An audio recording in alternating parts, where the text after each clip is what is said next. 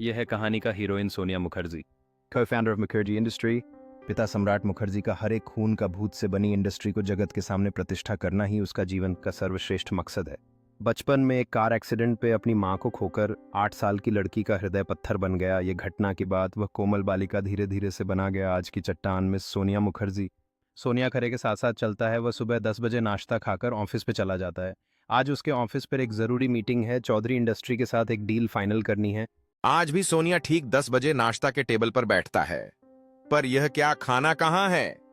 सोनिया रमला को पुकारती है। रमला रमला उसकी घर का नौकरानी है। रमला डोर के सोनिया के पास आता है। क्या हुआ मैडम, अब कितने बजे क्यों? अरे यू रमला, अब 2 मिनट रुकिए, मैं अभी। सोनिया जोर से रमला के जुबान पर एक चांटा लगता है। मुझे कम पर देर पसंद नहीं। तुझे पता नहीं? सोनिया टेबल पर रखी हुई ग्लास को रमला के ऊपर फेंकता है। कंचों की गिलास से रमला की सर काट के खून निकलते हैं। खिड़की के कोने से मिस्टर सम्राट मुखर्जी यह सब चुपचाप दिखता है। सम्राट बाबू उनकी फाउंडेशन विषय में वह जितना ही आश्वस्त है उतना ही परेशान है। अपनी बेटी का यह सब चट्टान से वो शाम पर सोनिया अपने घर लौटता है। रमला खीर की खुलकर धीरे धीरे चला जाता है। 1 मिनट रुक रामाल डर के चुप्पी से खड़ा हो रहता है। पीछे मुड़र मला धीरे धीरे पीछे मुड़ता है। यहां कुर्सी पर बैठ। रमला डर से खिड़की के पास ही पत्थर की तरह खड़ा रहा। क्या कहा मैंने? बाहरी है क्या? मुझे एक बात बार बार नहीं बोलना आता। आंखें पकाकर रमला की हाथ को खींचकर कुर्सी पर बिठाते दवाई लगाया। नहीं क्यों मिस्टर मुखर्जी, यह सब घटना चुप चुप कर देखते हैं। बिठाते दवाई लगाया नहीं क्यों? सोनिया रमला की सर पर दवाइयां लगा के पट्टी बांधते बोली, थोड़ा सा ही तो कट गया था मालकिन, अब पत्ती नहीं कर देते तो इन्फेक्शन हो जाता, तब मेरा ही पैसा ज्यादा खर्च होता और कल भी मैं भूखी प्यासी ऑफिस जाती। सोनिया अपनी बैग से अपना कुछ जरूरी फाइल्स निकालकर अपने पिता की रूम पर चला जाता है। रूम पर पिताजी एक चेयर पर बैठी है। सोनी अपने पिता के पास बैठी है।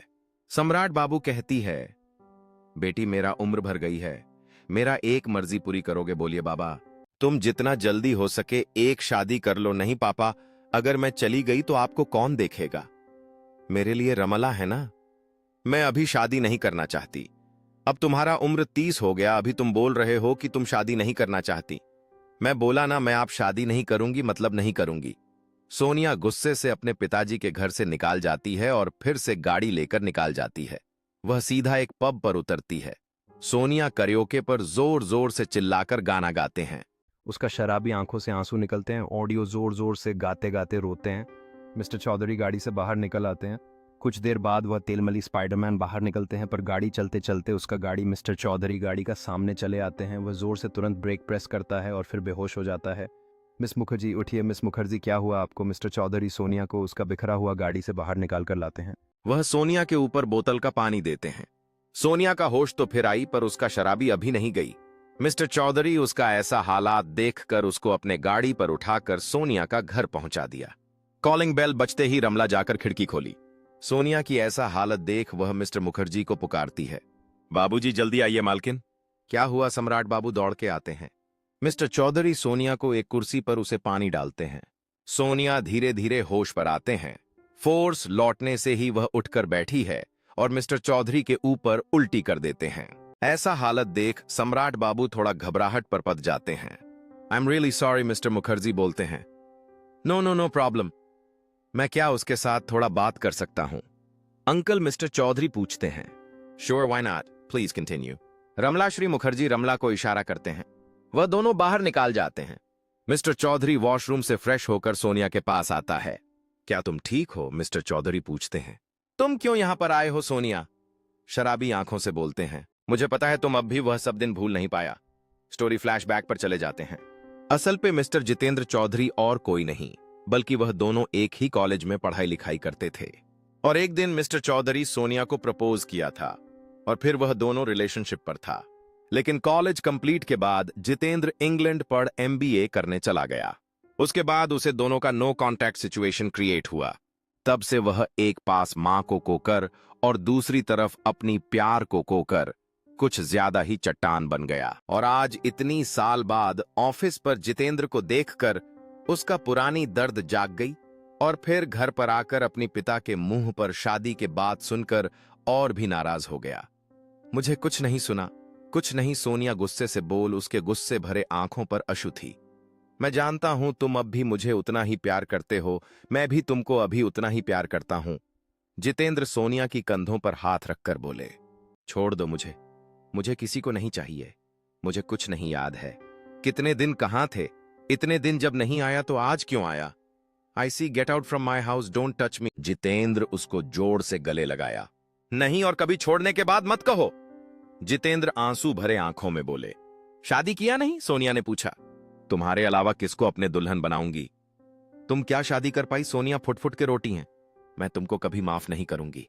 तुम एक कर हो, डरपोक हो। बहुत देर लड़की घर नहीं आया। यह सोचकर सम्राट बाबू ड्राइंग रूम पर गया और वह चुप चुप से सब कुछ सुना और देखा। सम्राट बाबू को महसूस हुआ कि जितेंद्र ही वह है जो उनकी बेटी का यह चट्टान दूर कर सकता है, उनको एक शानदार स्वस्थ जीवन दिला सकता है। आज ही तुम्हारे पापा को हमारे संबंध के बारे में बताऊंगी। अभी समय है और बहुत जल्द तुमको मेरे साथ ले जाऊंगी। मिस्टर चौधरी बोले, तुम दोनों को कुछ नहीं बताना, तुम्हारी शादी हम ही बहुत जल्द दे दूंगा। अब इट्स क्लियर कि क्यों मेरे बेटी शादी के बारे में इतना उदास है। मैं कल ही तुम्हारे घर जाऊंगी और तुम्हारी शादी फाइनल करके आऊंगी। सम्राट बाबू बोले। सोनिया अपने पिता को गले लगाते हैं। पापा, सोनिया रोटी हैं? डरपोक वह नहीं तुम हो जो अपनी प्यार की बात, अपने दिल की बात अपनी आप पिता को नहीं बता सकती। उसे बेटी इस दुनिया का सबसे बड़ा डरपोक है। सम्राट बाबू नेक्स्ट डे जितेंद्र का घर जाकर अपनी बेटी और जितेंद्र का शादी फाइनल कर देती है और बहुत ही जल्द उसे दोनों का शादी हो जाता है। सब कुछ ठीक ही था, पर 2 साल बाद सोनिया मां बनने वाली थी और वह सही समय पर गॉड में एक शानदार लड़की पैदा किया और उसका नाम दिया श्रीदेवी। पर समय के साथ साथ सब कुछ पड़ बदलाव आया। सोनिया और जितेंद्र दोनों ही अपने इंडस्ट्री को लेकर बिजी रहते थे। ओ, अपनी बच्ची श्री पर विशेष ध्यान नहीं देते। अब श्री की 10 साल हो गया, पर वह इस 10 साल पर पिता माता की साथ बहुत कम पाई। एक दिन जितेंद्र और सोनिया बातचीत करते थे। सोनिया जितेंद्र का बोली, आई थिंक हमारा यह रिश्ता वर्क नहीं कर रहा। हम दोनों को ही इस रिश्ते से बाहर निकलना चाहिए। तुमने ठीक कहा, we should finish the relation. मैं डिवोर्स के बारे में स्टेप ले रही हूं, तुम कहो तो। जितेंद्र बोली। सोनिया ने अग्री किया। श्री खिड़की के बाहर से सब सुन रहा था। श्री बहुत ही शॉक्ड हुई। उसे ऐसा लगा कि उसने अपने मां बाप का एक बोझ बना गई थी। 1 हफ्ते के अंदर सोनिया और जितेंद्र का डिवोर्स हो गया। के बाद जितेंद्र के पास सोनिया के अनुसार श्री को भेज दिया। श्री को ऐसा लग रहा था कि वह एक कठपुतली की जैसी है, इसको बार बार अपनी जगह को परिवर्तन करना पड़ता है।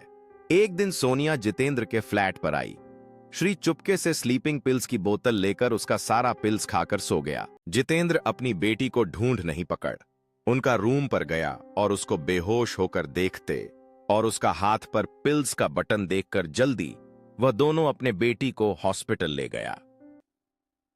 2 घंटे बाद श्री का होश आई। हॉस्पिटल पे बेड बोलने लगी, मम्मी पापा, तुम लोग क्यों अलग रहते हो और क्यों मैं तुम दोनों को एक साथ नहीं पा सकती? सबका मम्मी पापा एक साथ रहते हैं, हम क्यों एक साथ एक जगह पर नहीं रह सकते? मुझे बहुत दुख होती है। उसका अपने आंखों से आंसू बहाने लगता है और उसका ऐसा हालात देखकर जितेंद्र और सोनिया दोनों का ही आंखों पर आंसू आ जाते हैं। वह दोनों दूर के वेटिंग रूम आते हैं। We should change our lifestyle, Sonia ने बोली। हम किसके लिए काम रहे हैं? अपनी प्यारी बेटी के लिए, तो हमें उसको टाइम देना चाहिए। We must down our duty as a industrialist, पर हमको पेरेंट्स का ड्यूटी अवश्य निभाई चाहिए। श्री हॉस्पिटल से रिलीज होने के बाद सोनिया और जितेंद्र फिर से रजिस्ट्री मैरिज कर लेते हैं। मम्मी पापा, तुम कभी अलग नहीं हो जाओगे ना? कभी नहीं बेटा, जितेंद्र और सोनिया एक मुस्कान के साथ कहता है। जितेंद्र अपनी बेटी को गोद पर उठा लेता है और तीनों एक साथ बोली, वी आर हैप्पी फैमिली।